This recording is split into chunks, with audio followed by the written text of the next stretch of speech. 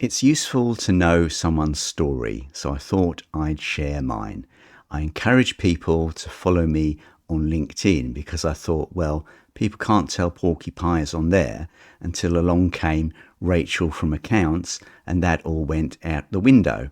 So my work history and education history is that I have an economics degree. I worked as an economist for British Airways for a couple of years. I'm a qualified accountant and I've worked for a few blue chip companies building business cases and business plans and doing a lot of cash flow modeling, which I now do for individuals instead. I've been made redundant a couple of times, and the second time I decided to go contracting, which a lot of people later on in their life try and do because they think it maybe gives them a bit more flexibility and freedom. But for me, it was ultimately quite frustrating because I thought there was quite a lot of discrimination against contractors. For example, Vodafone wouldn't let contractors park in the company car park, and they would let permanent employees work from home, but contractors had to come into the office. So I generally never really quite felt part of the team, and some of the contracts just weren't that fulfilling. And the impetus for me to really make a big change was when COVID came along, and I just didn't want to get on a train into London to work some dull job. And I thought that I would kind of leave that behind and more just branch out on my own. I've been investing for over 30 years, and I started out with UK small caps, and I kind of got lucky because I was investing right at the start of the Y2K boom, and I was investing in things like IT recruitment companies and software companies and IT consultancies and that kind of thing. So I got swept along in all the growth and thought I was invincible. I kind of thought I had an edge because I was building my own cash flow and profit and loss account models of companies. So rather than relying on broker forecasts, I could build my own forecast to see how companies were doing. The booms inevitably come to bust, and although I did largely cash in at the end of 1999, I was still investing a bit on the downside from 2001 to 2003, which really weren't great times to be in the market at all. And lots of companies that I invested in now, rather than being in the FTSE 250 and they've carried on growing, they just don't exist at all. And a couple of examples of companies that I had like 25 years ago are Transsense Technologies and BATM, Advanced Communications, which both still exist, but they're not really anything much. I wouldn't recommend particularly touching them with a barge pole. So ultimately, I more moved into fund investing, and particularly when exchange traded funds really took off, that felt like a way to get quick, easy, simple, cheap exposure to the more like macro themes of what's going on in the world. And originally I was more hoping to find the best active funds and go for those to try and find some criteria that would help me select the best ones of those. But the problem is that, well, first of all, the Magnificent Seven and the very largest companies in the world have performed incredibly well, and most active funds are slightly underweight in those because they don't want to be these kind of closet trackers. And another problem is that you'll find a fund, and when it's doing particularly well and outperforming its benchmark, you'll be very keen to buy. But then what will inevitably happen as you go through an economic cycle is that the fund will then underperform the benchmark, and then you'll maybe want to sell, or some other shiny object will catch your eye, and you'll be forever flitting between whatever seems to be really popular in that moment. So, I mean, a lot of fundsmith people have found that, yeah, they were buying it in like 2019, and then now they're maybe kind of regretting it, but it's all a bit confusing as to what to do and how to sort of play that game. So what I do is I put together particularly an income portfolio, and every quarter I look at how that's doing, and I look at some passive income funds and some active income funds, and let's just see what's going on and try and make sense of how they perform over an elongated period across the economic cycle. So I started my YouTube channel years ago, kind of pre-COVID, and I was uploading one video a month that was trying to look at some of the key trends and themes of what was going on in the world. So like which sectors were doing well, which companies were doing well, and things like the clean energy theme was doing well. So I was kind of monitoring that performance. But I kind of found that it's quite tricky to do the analysis and to make videos that are kind of evergreen. If you're going to say Linsell Train is Linsell Trainwreck or Bailey Gifford is Failey Gifford, you've got to be quite careful because you might end up having to eat your words. And I just find that as you get older, you become more defensive in your investing. You want something that's maybe a bit simpler. So there is a bit more emphasis now around trackers or around things like a simple quality factor that will at least filter out some of the companies. So now also I do a lot more work around retirement planning because I just feel there isn't so much in this space. There are a lot of good financial advisors that are on YouTube and you can learn a lot from them.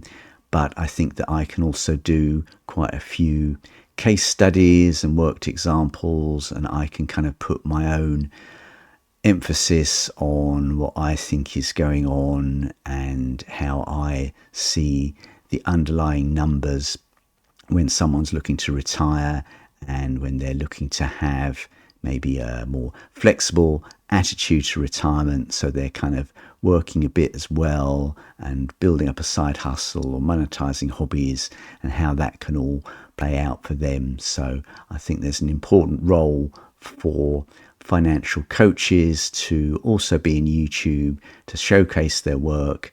And I think one of the things I'm quite pleased of is really just persevering. And even if some of the videos aren't quite what I'd like, then at least I can aim to improve and just sort of stick with it and see what comes along. So I do make a little bit of money from YouTube because my channel is monetized, but the main income is from my coaching work, and I'm really trying to encourage people to do the financial planning rather than like a video and subscribe to a channel.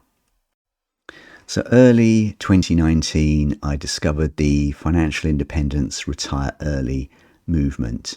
I came across the book Reset by David Sawyer, and that really changed my life. It gave me a lot of useful information and it helped me to convert my defined benefit pensions into my own personal pension that I could then invest myself and take control of, and I get much more flexibility around how I access my money. And this was in the times of low interest rates, so you could get very good payouts from defined benefit pensions. So I'm not necessarily saying that that would be optimal for you. And also around this time, I was attending a couple of weeks of Rebel Finance School led by Alan Donegan, who is a great finance educator. And what he was saying about the business school was interesting, but he was also talking quite a lot about financial independence as well. And that really interested me. And when you learn about things like the 4% rule, you finally realize how your wealth can translate into income, and it gives you a good guideline as to whether you have enough money to live off. So I've dealt with financial advisors couple of times in my life, and the first time was a horrible experience. The advisor was very self-serving. It was all about how much money he could make for himself. He ended up selling me an investment policy where he took 50% of my contributions in the first 2 years as commission. So all the commission was front end loaded, and then after 10 years the policy still hadn't even broke even. It was still making a loss. So I complained to the provider of the fund, which was Norwich Union. They didn't want to know anything about it. The financial advisor, again, he didn't want to know. So I had to go to the financial ombudsman, and it took me over a year to get anything sorted. And even when it was, the basis for the compensation was based around the Bank of England base rate. So it was as though I had a savings account when actually I was investing. So that was incredibly frustrating. And then also I dealt with a financial advisor to convert my defined benefit pension.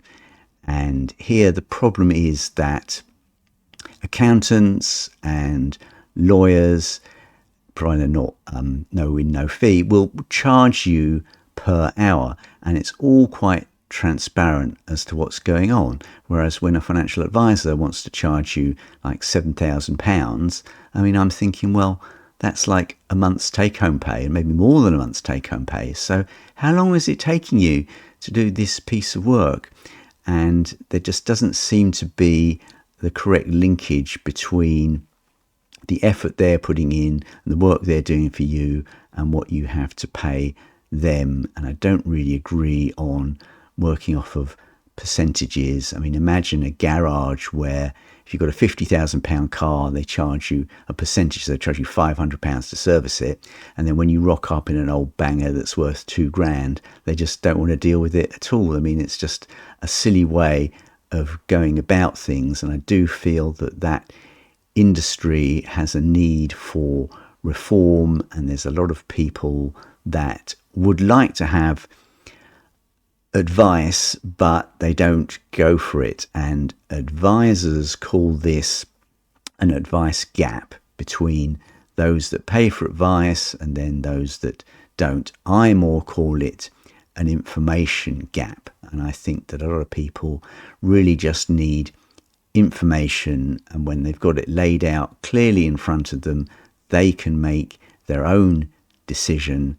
And that's what I like about YouTube, and that's partly what's driving me on with the channel, because I feel that once the information is clearly out there, then people will realize that they can be empowered and that you don't necessarily need a financial advisor to manage your money or to make your decisions for you.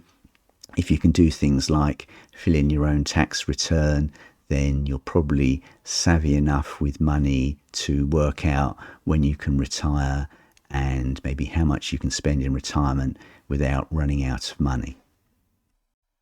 So to close this information gap, I've said to my mailing list, and I'm saying it again now, that I'm going to write a short, emphasis on short, ebook in 2025 to give people information around things like managing their finances in retirement. And I think if it's all put in one place, it will be quite enlightening for people to be able to read it, understand it, and process it. And the problem is that there really isn't any such book in existence at the moment that I've been able to find.